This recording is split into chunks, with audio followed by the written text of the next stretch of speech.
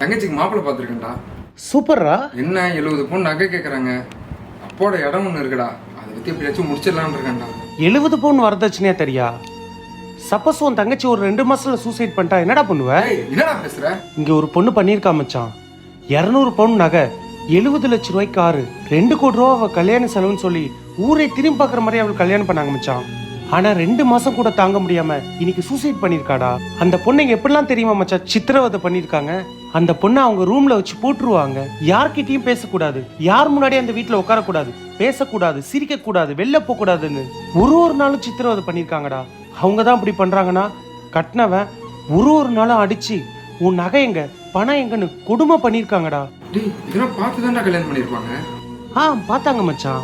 அந்த பையனுக்கு நல்லா பணம் இருக்கான்னு பார்த்தாங்க, ஜாதி பார்த்தாங்க, ஜாதகம் பார்த்தாங்க, தான் சொந்தக்காரவங்க எல்லாரும் முன்னாடியும் கடவுள் சாட்சியா கல்யாணம் பண்ணாங்க. ஆனா இதுல ஒண்ணு கூட அந்த பொண்ணோட உயிரை காப்பாத்தலடா. இங்க வரதட்சணைங்கிறது ஒரு தராசு மாதிரி. ஒரு பக்கம் தங்கமும் இன்னொரு பக்கம் உங்க வீட்டு பொண்ணும் தொங்கும். நீங்க எந்த அளவு தங்கத்தை ஏத்துறீங்களோ மறுபக்கம் போறது உங்க வீட்டு பொண்ணோட உயிர் தான். பொண்ணோட குரல் கேட்கும் போதே தெரியுது மச்சான், இது தற்கொலை இல்லடா, கொலைடா. அதை யார்கிட்ட எப்படி சொல்லி புரிய வைக்கிறதுன்னு தெரியல.